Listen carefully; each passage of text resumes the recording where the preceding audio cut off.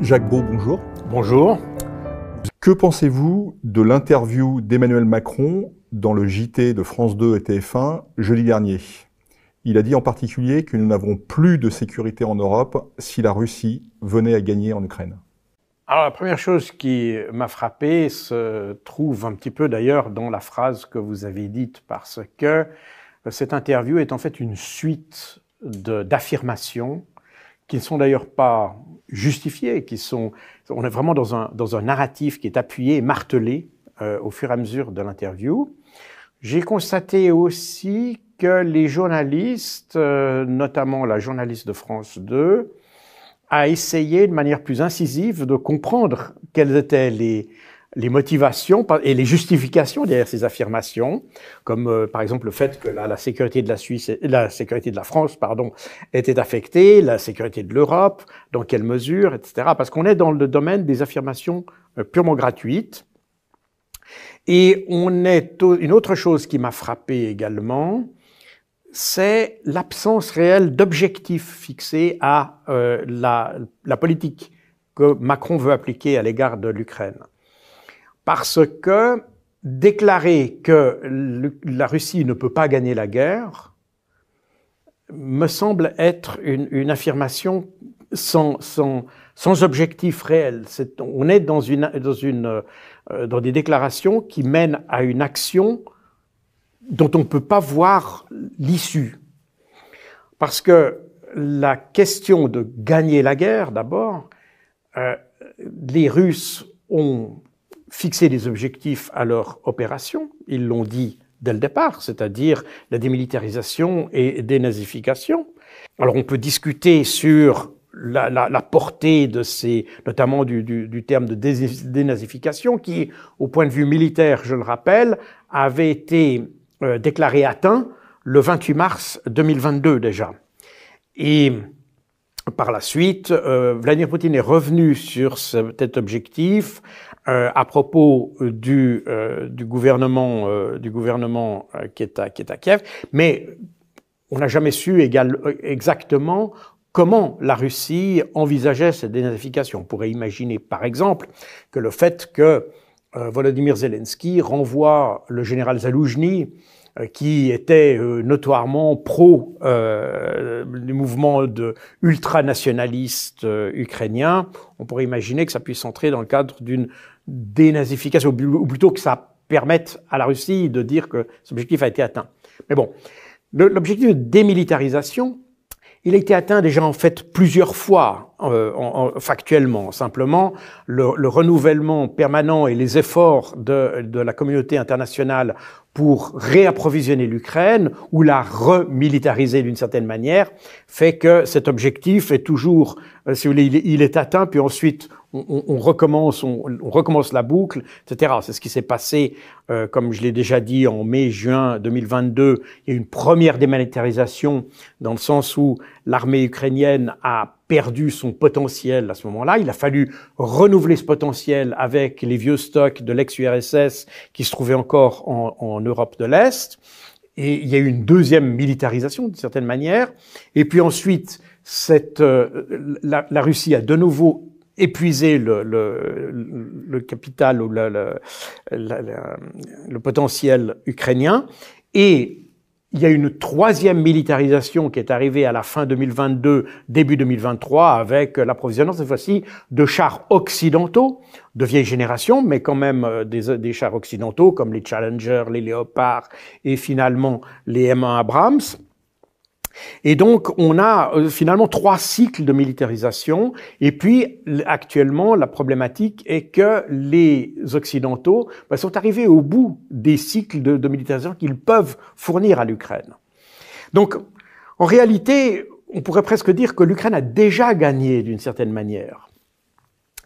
La Russie, pardon, a déjà gagné la guerre. Mais évidemment, la problématique, c'est que les Russes veulent obtenir une situation qui soit entérinée par un accord. C'est ce qui aurait dû être fait normalement en mars 2022, avec la proposition de Volodymyr Zelensky, qui finalement a été retiré par le même Volodymyr Zelensky à la demande des Britanniques, et notamment de Boris Johnson, et des Français et des Allemands d'ailleurs, parce que les Français et les Allemands étaient aussi du côté évidemment de Zelensky dans cette affaire, et on aura l'occasion d'y revenir.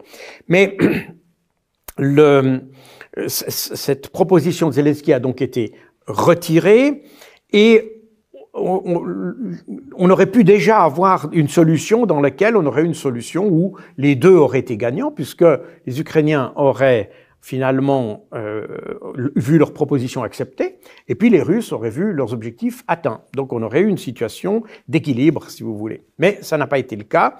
Donc depuis, on s'est engagé dans une dynamique de solution militaire du conflit, et cette solution militaire, elle a évidemment été propulsée ou alimentée par l'Occident.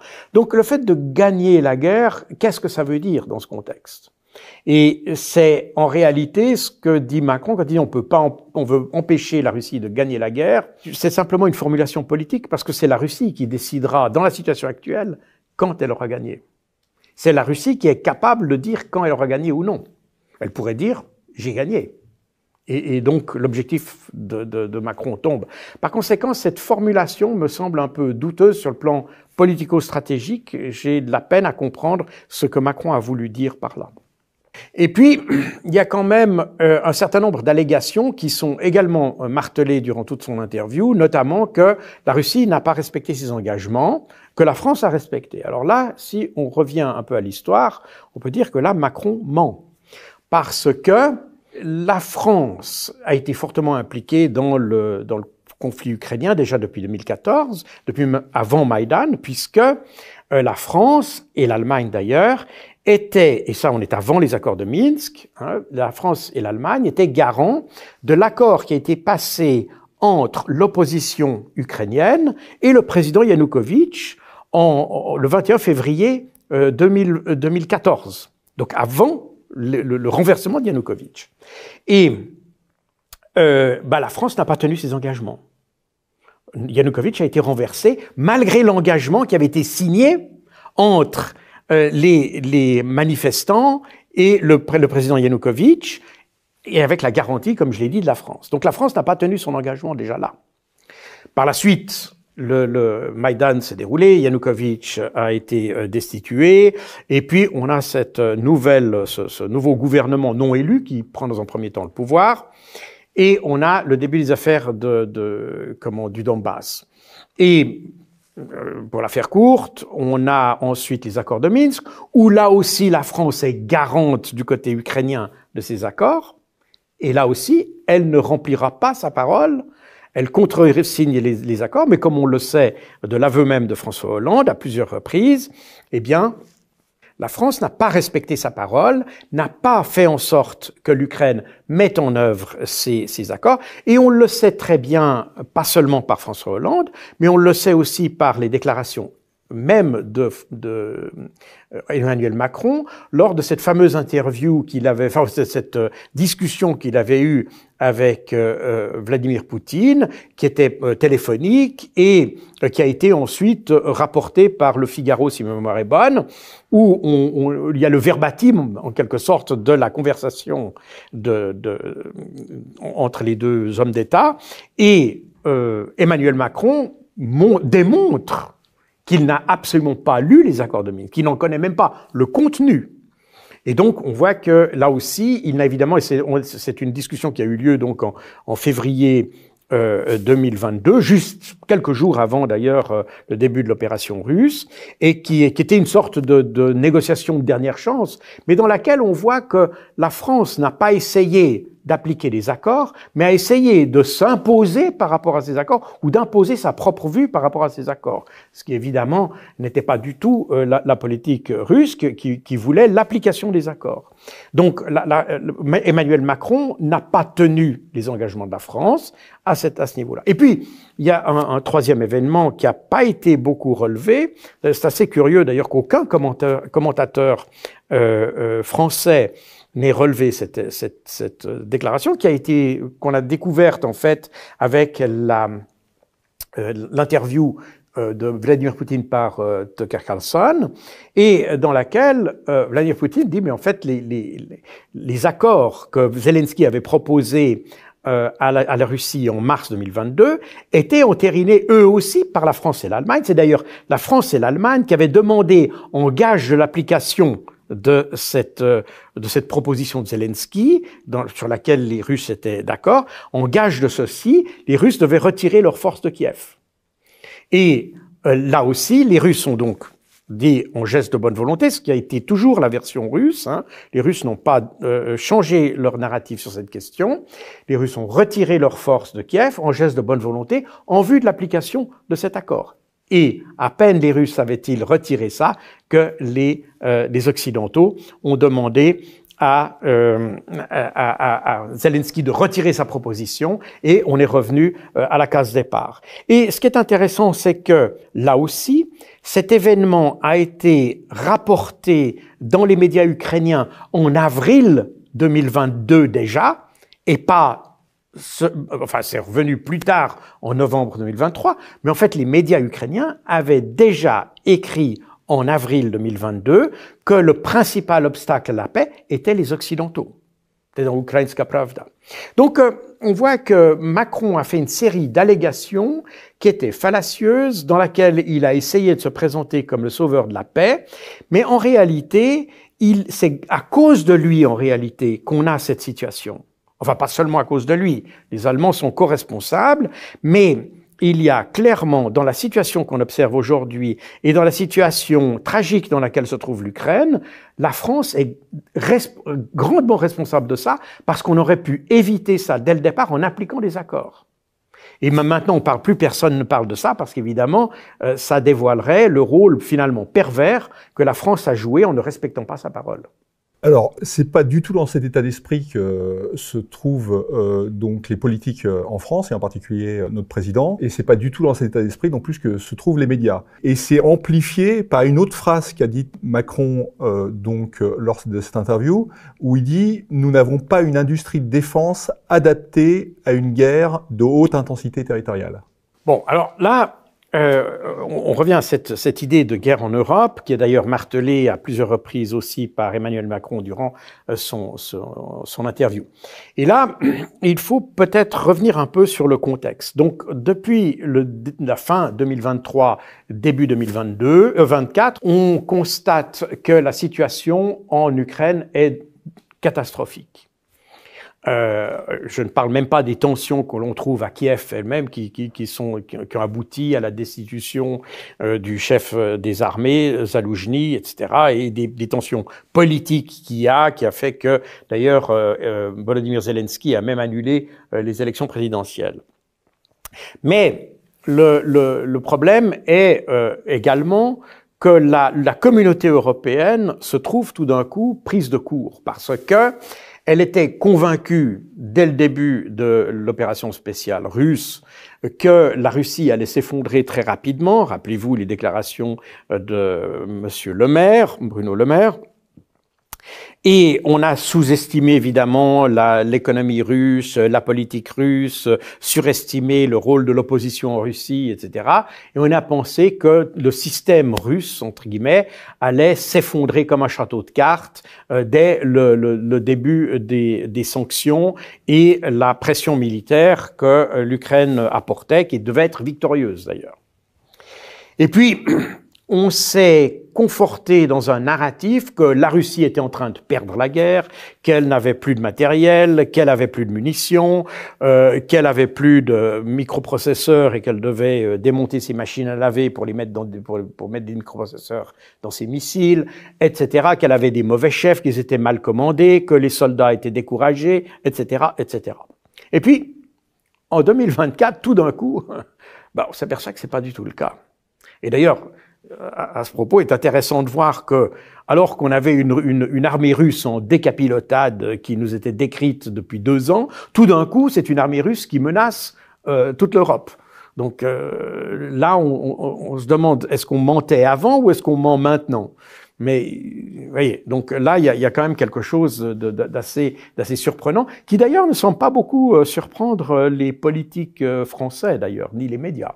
Personne ne s'interroge sur ce décalage énorme de narratif. Mais bref, toujours est-il que à la fin de l'année passée, début de cette année, aux États-Unis, d'une part, parce que il y a les élections présidentielles évidemment, et donc il y a un enjeu de politique intérieure, plus des questions qui sont vraiment liées à la politique intérieure, comme la question de l'immigration, la fameuse barrière à la frontière mexicaine, qui a fait que on a remis en question le financement ou l'aide qu'on apportait à l'Ukraine. Là-dessus, c'est effectivement greffé, en plus de ça, le conflit pro-palestinien, israélo-palestinien, qui a fait que les Américains ont tendance à donner une priorité à leur allié proche-oriental, c'est-à-dire Israël, et par conséquent à délaisser le théâtre ukrainien.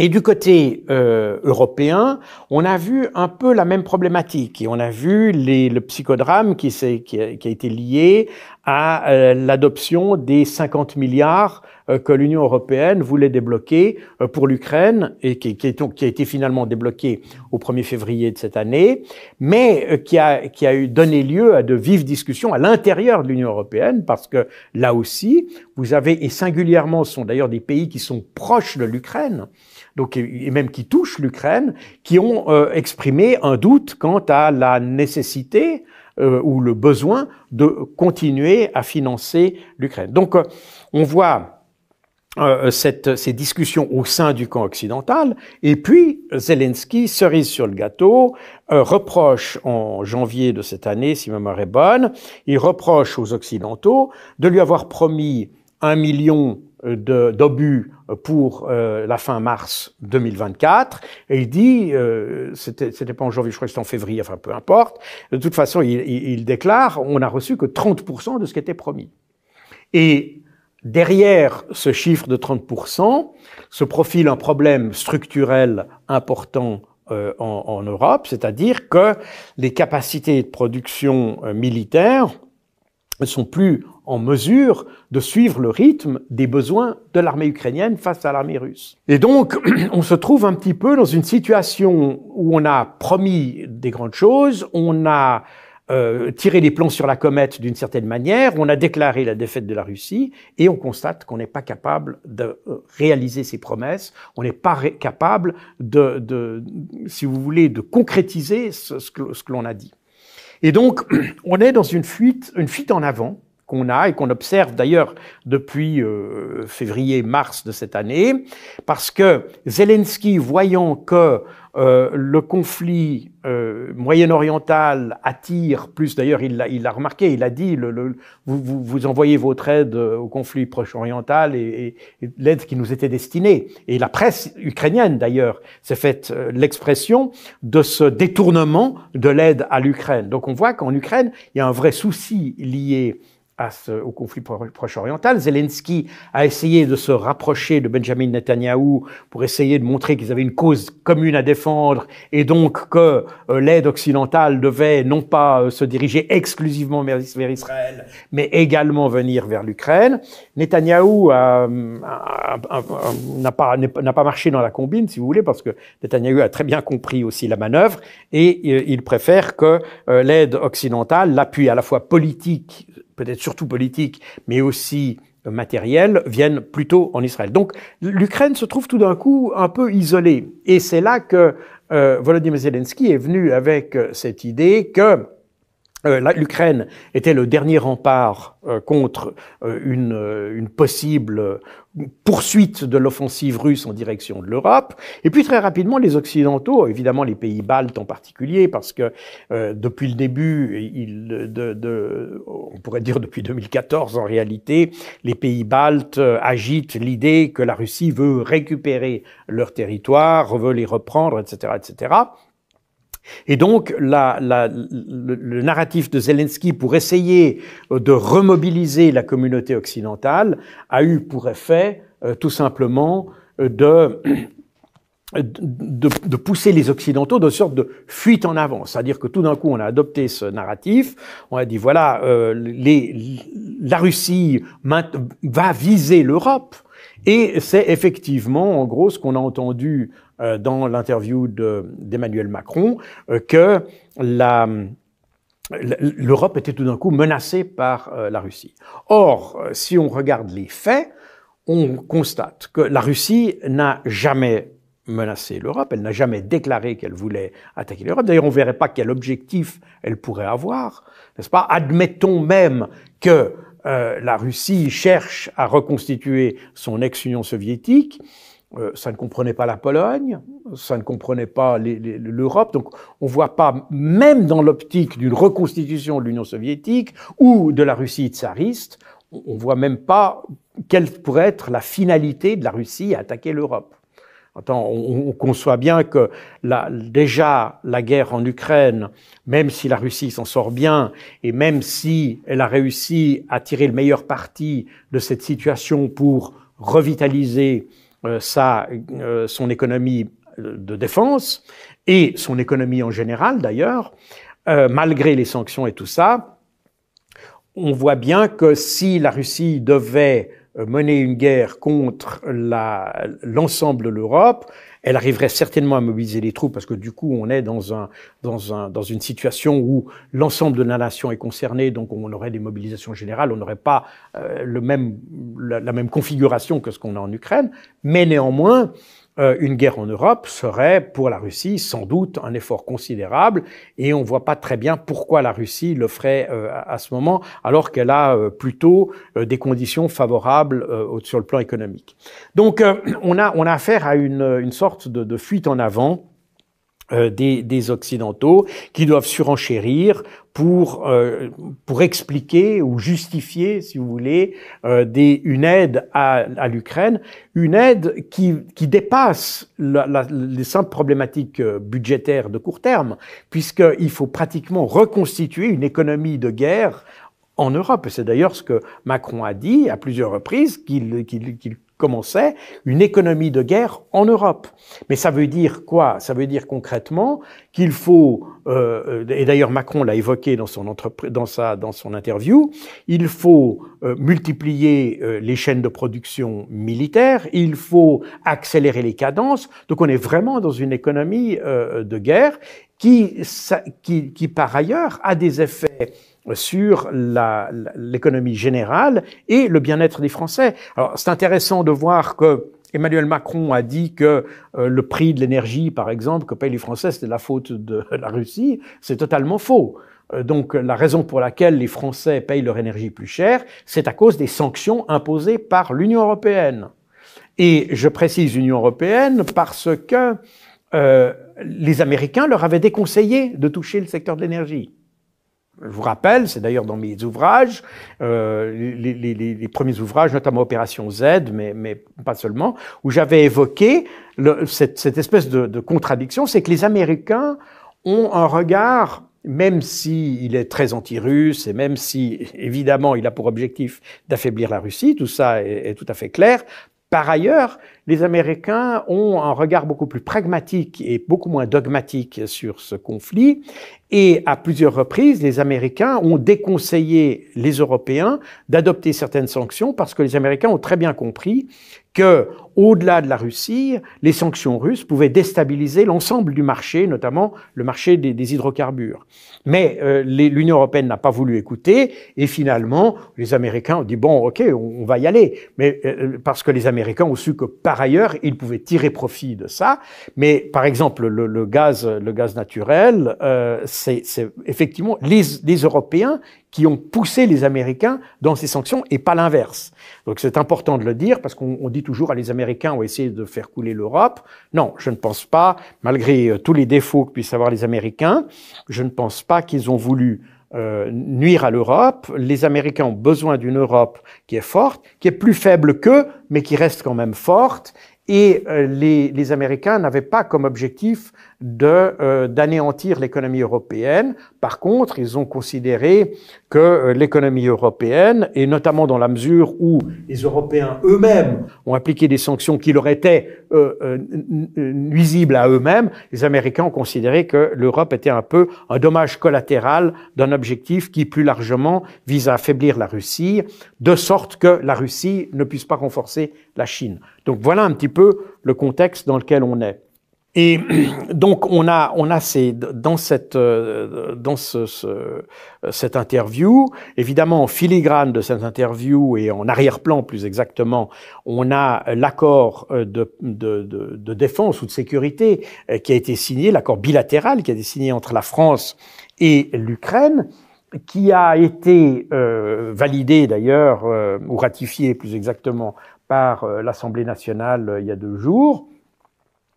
Et là, il y a aussi quelques réflexions à se faire qui sont liées à ce contexte général. C'est-à-dire que, d'abord, la France n'est pas le seul pays à avoir fait un accord bilatéral avec l'Ukraine. Un certain nombre d'autres pays européens l'ont fait. Mais vous noterez que ça n'est pas un accord bilatéral entre l'Ukraine et l'OTAN. C'est un accord entre l'Ukraine et quelques pays qui appartiennent à l'OTAN, mais on est dans des accords bilatéraux. On n'est pas dans un domaine multilatéral. Et c'est important à dire parce que on constate que ces accords bilatéraux se sont faits dans un assez grand silence de Washington. Et on voit que les Américains ont une certaine méfiance à l'égard de cette situation. N'est-ce pas? Comme je l'ai toujours dit, l'OTAN, c'est avant tout une structure américaine, par la nature des choses, puisque l'OTAN est une organisation qui ne rassemble pas 32 pays à parts égales, mais qui mettent 31 pays sous le parapluie du 31e, ou du premier, comme on veut, qui sont les États-Unis. C'est bien le parapluie nucléaire américain qui est l'ossature, le squelette de l'OTAN. Et par conséquent, dans l'OTAN, les Américains peuvent, si vous voulez, c'est eux qui pilotent l'affaire. Avec les accords bilatéraux, les Américains n'ont plus de contrôle sur ce qui se passe. Et je pense que les Américains ont une certaine méfiance à l'égard des initiatives individuelles de certains pays, et notamment l'initiative de la France. Et c'est peut-être pas pour rien que les Américains ont dépêché ou renforcé leurs troupes en Europe, parce que l'idée des Américains n'est pas d'augmenter un potentiel de guerre contre la Russie, mais est là pour renforcer la présence américaine, pour rassurer les pays, notamment en Europe de l'Est, de façon à ce que ces pays ne s'engagent pas dans des initiatives individuelles du type de celle de la France, qui pourraient, elles, avoir une vocation déstabilisatrice. Donc, je pense que les Américains essayent de reprendre la main d'une certaine manière, en disant non, n'ayez pas peur, on est quand même là, mais on est en arrière-plan, nous sommes là, mais nous n'avons pas d'accord particulier avec l'Ukraine. Donc, je pense que c'est important, et je pense que les Américains voient plutôt l'accord de la France avec l'Ukraine comme étant plutôt un facteur de déstabilisation. Et également par le fait que, évidemment, il y a des conséquences au fait d'envoyer des troupes sur un théâtre de guerre, parce que l'Ukraine est un théâtre de guerre. Voilà pourquoi le contexte est assez important, et malheureusement, j'ai vu aucun commentateur en France qui a relevé cet aspect-là. Donc, il n'y a pas de risque. Les Russes n'ont aucune intention, n'ont jamais déclaré, et il n'y a aucune indication concrète que les Russes cherchent ou veuillent, aient l'intention d'une manière ou d'une autre d'attaquer l'Europe. Et d'ailleurs, quand on commence à creuser la chose, on vous dit oui, ça pourrait être dans 5, 8 ans, enfin, on vous donne un délai comme ça, ce qui fait qu'on est effectivement dans un domaine totalement, on est dans des suppositions, vraiment on est on tire des plans sur la comète, rien de plus. Mais malgré tout, on s'aperçoit que la classe politique française marche dans la combine et adopte une politique qui du coup, elle, porte sérieusement un risque inhérent. Et ce qui est intéressant aussi dans la décision d'Emmanuel Macron, c'est que apparemment, il a pris cette décision et le Parlement l'a entérinée malgré l'avis des militaires et malgré l'avis du peuple français, n'est-ce pas? Et ça montre aussi que lorsque l'on parle de nos fameuses valeurs, démocratie, etc., de quelles valeurs parle-t-on et de quelle démocratie parle-t-on? Parce que finalement, on s'aperçoit qu'on a une politique qui est forgée par une petite coterie de politiciens à Paris, mais qui ne correspond pas nécessairement à la volonté du peuple français et probablement pas non plus à la volonté du peuple européen, parce qu'on voit qu'un peu partout, dans les pays européens, la population, de plus en plus, considère qu'on devrait arrêter de soutenir l'Ukraine, non pas parce qu'on n'aime pas l'Ukraine, mais parce qu'on ne voit pas très bien quelle est la finalité de ce qu'on fait. Et que, en ce moment, on est simplement en train d'ajouter de l'huile sur le feu, et que cette huile sur le feu, finalement, arrange les bidons de personne, pas même des Ukrainiens. Donc on fait une sorte en fait, Macron fait sa propre guerre avec le sang des Ukrainiens. C'est exactement ça. Parce qu'on voit qu'en Ukraine même, la question d'arrêter le conflit et de négocier avec la Russie, c'est une notion qui monte et qui devient très très forte en Ukraine même. Donc on voit qu'on est dans la vision d'une petite élite, une petite coterie qui élabore selon ses propres principes une doctrine, ou pas une doctrine, mais une approche du problème qui ne correspond pas à la réalité des faits. Ce qu'on se rend compte, en fait, c'est que les Occidentaux pensaient finalement détruire ou laminer la Russie, que les Occidentaux se rendent compte que la Russie est en train de gagner la guerre, d'ailleurs c'est exprimé par pas mal de politiques maintenant, et par ailleurs, les outils militaires occidentaux ne sont pas en mesure actuellement pour contrecarrer un éventuel désir de la Russie d'aller plus loin et de ne pas s'arrêter en Ukraine. Alors, il y a plusieurs choses. D'abord, si vous remarquez, le vocabulaire utilisé est intéressant. On ne parle plus du fait que la Russie pourrait perdre la guerre. On essaie simplement d'éviter qu'elle gagne. Ce qui témoigne d'ailleurs du fait qu'on constate qu'elle ne peut pas perdre. On essaye simplement d'éviter un succès spectaculaire. C'est un peu ça qu'on essaye de faire. Ce que vous dites d'ailleurs depuis 2 ans dans vos livres. C'est ce que je dis depuis 2 ans. De nouveau, dans le fond, on n'a pas changé. La forme a un peu changé parce qu'effectivement, on est un peu paniqué. Et quand vous dites que la Russie a une situation qui s'est améliorée, il y a aussi autre chose qu'il faut voir, c'est que de l'autre côté, la situation de l'Europe s'est dégradée.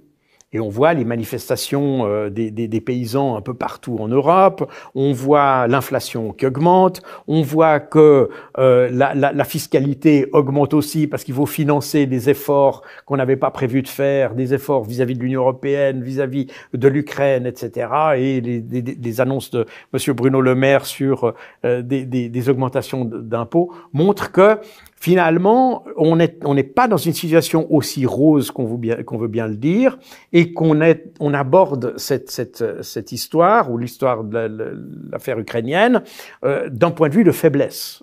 Et alors, là vient à l'esprit tout de suite, dans l'allocution de Macron, j'ai eu l'impression, d'ailleurs je ne suis pas le seul, il y a d'autres commentateurs aussi qui ont eu la même observation, on est un peu dans la situation de ce film américain qui s'appelait Walk the Dog. C'est la situation où les États-Unis, alors c'est une situation fictive, où les États-Unis entrent en guerre dans un pays pour cacher finalement les problèmes de la politique intérieure et pour masquer les problèmes qu'a la Maison-Blanche en l'occurrence. On avait évoqué par exemple ce film Walk the Dog en 1998, lorsque Bill Clinton était dans l'affaire Lewinsky, pris dans cette affaire, et puis qu'il a déclenché des frappes contre l'Afghanistan et contre Khartoum, qui finalement seront les frappes qui seront la raison ou l'explication pour le 11 septembre 3 ans plus tard. Mais ce qui est intéressant, c'est que moi je me rappelle, j'habitais New York à ce moment-là, et quand Clinton a déclenché ces frappes, on a tout de suite évoqué le syndrome de Walk the Dog. Et on est exactement dans cette situation-là en France. On a l'impression que la situation se dégradant en France un peu partout, que la situation en Ukraine que l'on avait annoncée comme extrêmement favorable à l'Ukraine, qu'elle ne pouvait que gagner, etc., que la Russie pouvait perdre. Et maintenant, il faut trouver une sorte de réponse, une réponse musclée, mettre en évidence autre chose pour, si vous voulez, conjurer d'une certaine manière les mauvaises nouvelles qui viennent par ailleurs. Donc, j'ai l'impression qu'on est un peu dans cette situation. Maintenant, effectivement, on est dans un contexte où le fait d'envoyer des troupes en Ukraine pose évidemment un grand nombre de problèmes qui n'ont pas vraiment été évoqués durant l'interview, malgré, je dois dire que les deux journalistes qui étaient là ont essayé à plusieurs reprises de pousser Macron dans certains retranchements, mais lui s'est contenté de rester dans la superficialité qui est la sienne, sans vraiment expliquer et pas seulement expliquer, mais justifier la décision qu'il a prise. Et on reste un peu dans l'expectative en ce qui concerne les modalités de ce qu'il a dit. Et c'est grave parce que de ces modalités peuvent découler un risque qui, du coup, pourrait mettre en danger l'ensemble de l'Europe. Et je pense qu'en l'occurrence, la Russie a toujours déclaré que ses objectifs étaient liés à la situation en Ukraine. Elle n'a jamais dit qu'elle voulait prendre l'ensemble de l'Ukraine. Elle n'a jamais dit qu'elle voulait s'étendre au-delà de l'Ukraine. Elle n'a jamais dit que ces problèmes étaient liés à autre chose. Et par conséquent, on est en train, en s'impliquant dans ce conflit, on est en train d'internationaliser un conflit qui jusqu'à maintenant était bilatéral. Enfin, jusqu'à maintenant, avec encore quelques précautions, puisque quand on parle de troupes en Ukraine, de troupes étrangères en Ukraine, alors bon, il y a les volontaires, ça on le sait depuis le début de l'opération russe, on sait qu'il y a des volontaires occidentaux qui se battent du côté ukrainien, mais là on a affaire à des individus, donc c'est pas, chacun peut faire comme il veut. C'est d'ailleurs ce qu'on avait en 2014 lorsque des Russes sont venus renforcer les gens du Donbass. C'était la même chose que les volontaires qui sont allés renforcer l'Ukraine en 2022. Donc là, ça ne veut toujours pas dire que les pays sont impliqués là-dedans. Mais depuis, la situation, c'est quand même un peu compliqué parce que les Français, d'abord, apportent, comme les Américains, des données de renseignement, c'est-à-dire des données, des data, n'est-ce pas, qui servent au ciblage des forces russes, y compris d'ailleurs à l'intérieur du territoire russe. Et c'est donc c'est des avions, notamment des avions de reconnaissance, AWACS, etc., qui fournissent des données qui sont utilisables par les Ukrainiens opérationnellement. Et on sait également par les déclarations d'Olaf Scholz il y a une quinzaine de jours, que les Britanniques et les Français ont du personnel au sol pour la mise en place et l'engagement de missiles de croisière, respectivement Scalp pour les Français et Storm Shadow pour les Britanniques, qui sert également au calibrage et au ciblage des missiles. Donc on n'est pas simplement sur de la manutention, on est sur du ciblage, donc on a une fonction beaucoup plus sérieuse que ce qu'on a voulu dire. Et d'ailleurs, je l'ai déjà évoqué, mais je le répète, la frappe qui avait été faite en janvier par l'armée russe contre un hôtel de Kharkov dans lequel se trouvaient grosso modo une soixantaine de militaires russes. On parlait de militaires qui, en fait, étaient là pour la mise en œuvre de missiles antiaériens. Enfin, c'est du moins ce qu'on a dit en Ukraine. Les Russes n'ont jamais précisé, et naturellement les Français, évidemment pas. Les Français ont quand même dit que ce n'étaient pas des mercenaires. Et effectivement, ce n'étaient pas des mercenaires. Un mercenaire aurait été payé par le gouvernement ukrainien. Donc ce ne sont pas des mercenaires. C'est des gens qui étaient du personnel d'accompagnement,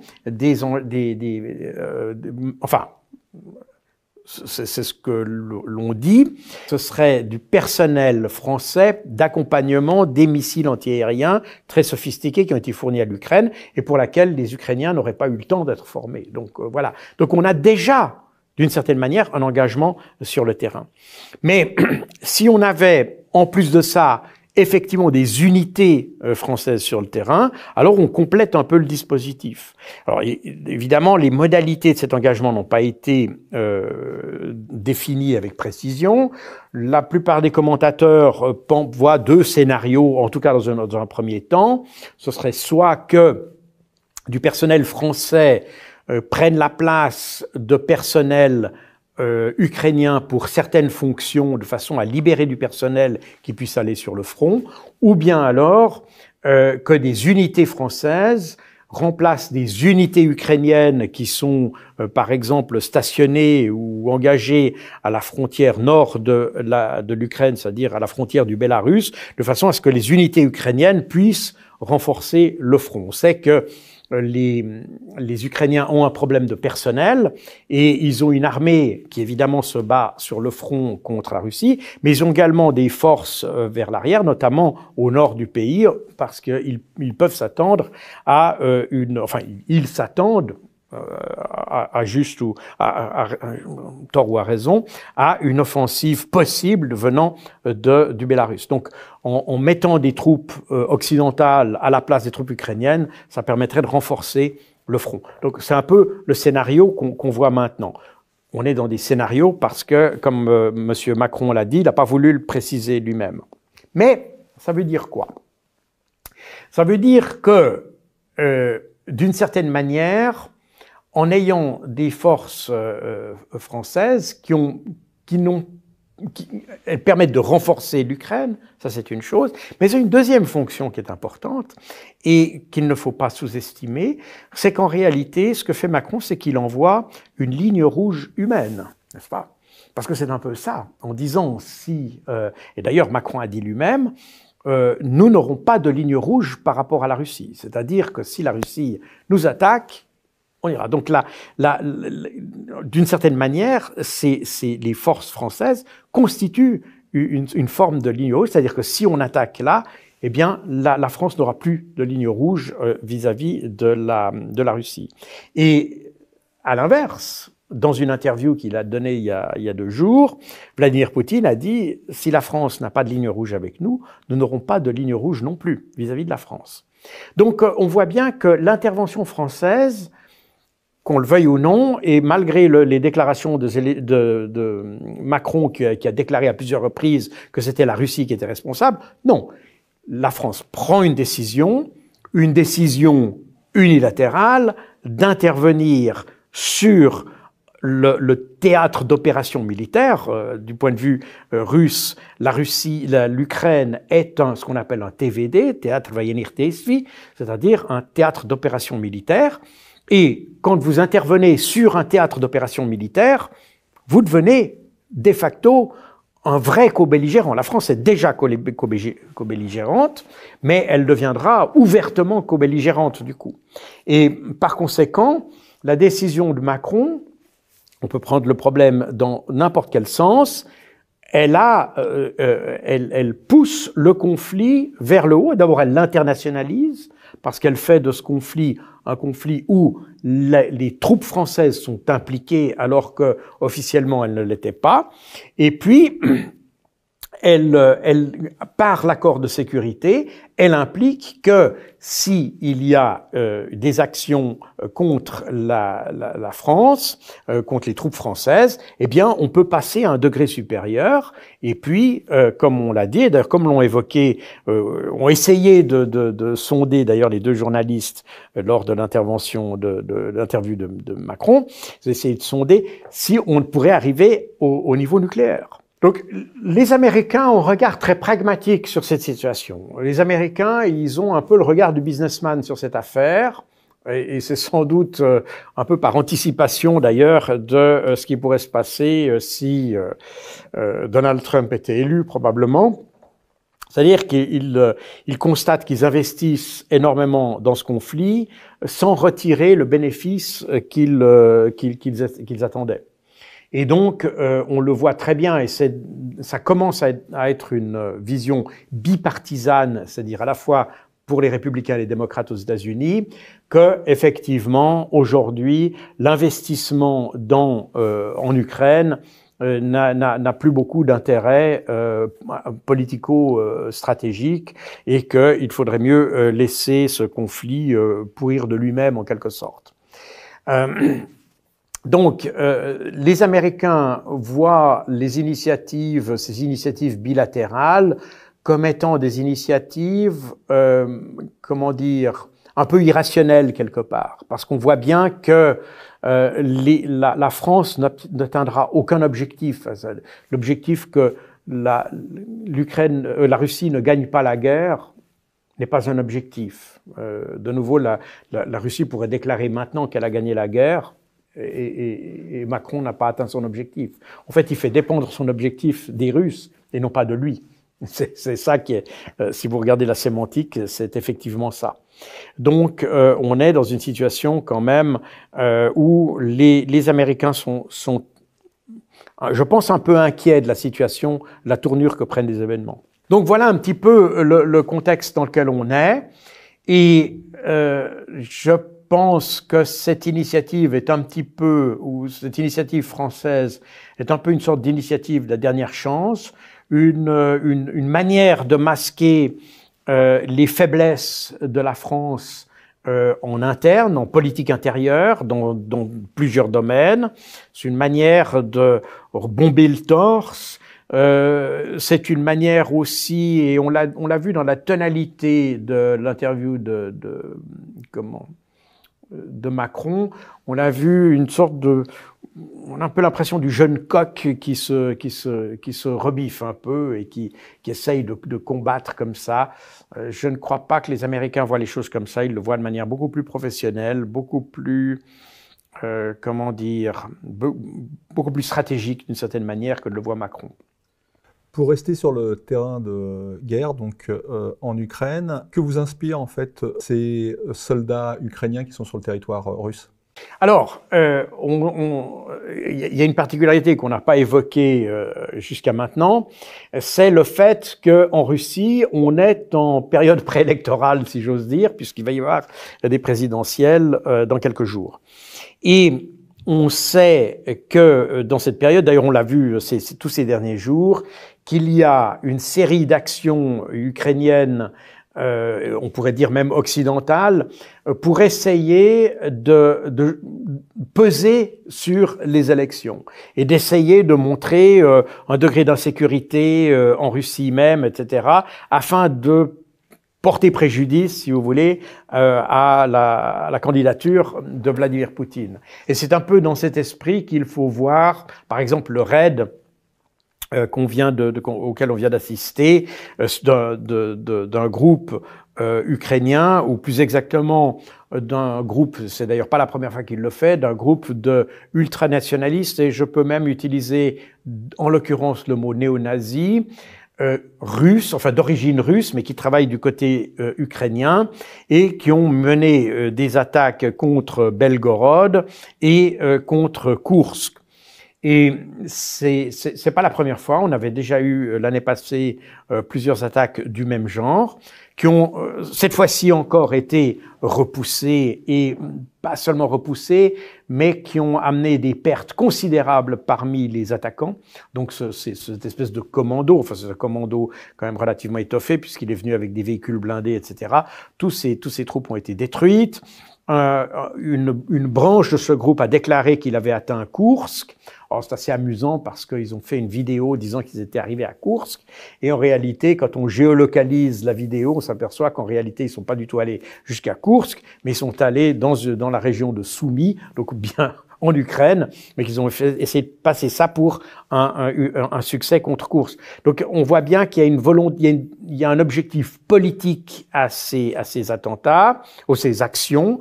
Je dis attentats parce que j'avais en tête également toute une série d'attaques qui ont été simultanées à cette attaque de commando contre différents objectifs à l'intérieur du territoire russe avec des drones et qui a manifestement comme objectif de donner un sentiment d'insécurité qui est destiné à porter préjudice au pouvoir russe. Je pense que ces initiatives sont mal conçues parce que en Russie, et on le constate d'ailleurs depuis que les Ukrainiens essayent de mener comme ça des attaques par drone à l'intérieur de la Russie, le peuple russe réagit différemment. Il n'est pas découragé par ces attaques, mais au contraire, il y voit une nécessité supplémentaire d'une union nationale contre l'Ukraine.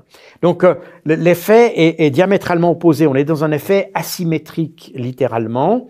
Et je pense que les Occidentaux et les Ukrainiens, parce que les deux ont d'ailleurs, ceci étant, pour revenir à la question de la France, il semblerait, je mets ça au conditionnel, mais les informations que j'ai semblent l'indiquer, que ce commando a été formé par d'ex-membres de la Légion étrangère française, des membres ukrainiens, et comme vous le savez, la Légion étrangère ou l'armée française a en fait mis un certain nombre de personnels ukrainiens de la Légion étrangère en disponibilité temporaire, en fermant les yeux sur le fait, sur ce qu'elles allaient faire pendant cette disponibilité. Et on sait depuis le début du conflit, d'ailleurs, depuis 2022, qu'on a des mercenaires, ou plutôt, pas des mercenaires, des légionnaires, pardon, d'ex-légionnaires d'origine ukrainienne, qui combattent aux côtés de l'armée ukrainienne. Et en l'occurrence, les commandos de l'autre jour sur Belgorod et Koursk ont été, semble-t-il, auraient été formés par des légionnaires de la Légion étrangère française. Donc, on est vraiment sur quelque chose qui est très politique et puis qui est une vision très occidentale de la manière, parce qu'en Occident, on aurait probablement tendance à réagir contre le gouvernement, mais ça vient du fait aussi que nos gouvernements, les gouvernements que nous avons un peu partout en Europe d'ailleurs lentement, n'ont pas la confiance du peuple. Donc s'il se passe un incident, on a tendance aussi à se retourner contre nos dirigeants. En Russie, la chose est différente. Qu'on le déplore ou pas, on peut trouver toutes les justifications et les explications à ça. Le fait est que les Russes ont confiance dans Vladimir Poutine. Par conséquent, s'il y a quelque chose qui se passe, ils attribueront la responsabilité ou ils se ligueront contre l'adversaire et non pas contre Vladimir Poutine. Donc on est dans une dynamique de politique intérieure qui est très différente à celle qu'on trouverait dans un pays occidental. Vous voyez, Macron, il prend une décision d'aller en Ukraine, mais en réalité, la majeure partie de la population ne soutient pas cette initiative. Donc on est, si vous voulez, on entretient en Occident une sorte de méfiance, pour ne pas dire défiance, à l'égard de nos gouvernements, alors qu'en en Russie, l'adéquation entre la population russe et les décisions du gouvernement russe est beaucoup plus grande.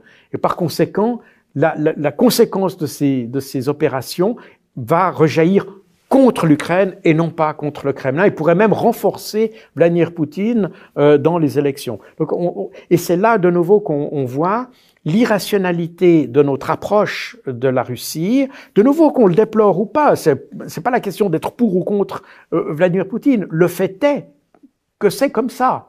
Et la particularité, ce que je constate aujourd'hui au lendemain de l'interview d'Emmanuel Macron, ce que j'entends dans la presse française, des médias, des commentateurs, des journalistes, j'ai l'impression qu'on essaye de se convaincre d'une réalité qui n'est pas la réalité qui est vécue à la fois en Ukraine et en Russie. Et donc, on fait finalement ce qu'on appelle en anglais du wishful thinking, qu'en français, on appellerait peut-être plus facilement méthode Coué, c'est-à-dire qu'on se convainc qu'on a raison, que c'est notre manière de penser qui est la bonne, alors que les autres, eh bien, voient les choses différemment. Les Russes, ils ont engagé une opération militaire. La désignation d'opération militaire correspond à la désignation d'un théâtre d'opération militaire, Théâtre Voyenir-Testvis, comme je l'ai déjà dit, et par conséquent, si on fait intervenir quelque chose dans ce théâtre, on devient automatiquement co-belligérant dans cette guerre. Et c'est ça que je pense on n'a pas du tout saisi en Occident. On n'essaye pas de comprendre comment pensent les Russes. On reste sur une pensée finalement, on pourrait presque dire qu'on est sur les bonnes vieilles traditions coloniales où c'est la métropole qui pense et puis finalement ce que les autres pensent ne joue strictement aucun rôle. On est dans une manière d'aborder les problèmes ou les crises, la manière du 19e siècle à certains égards. Je vous remercie Jacques Beau. Je rappelle que vous êtes l'auteur du livre « L'art de la guerre russe, comment l'Occident a conduit l'Ukraine à l'échec » aux éditions Max Milo. Merci à vous.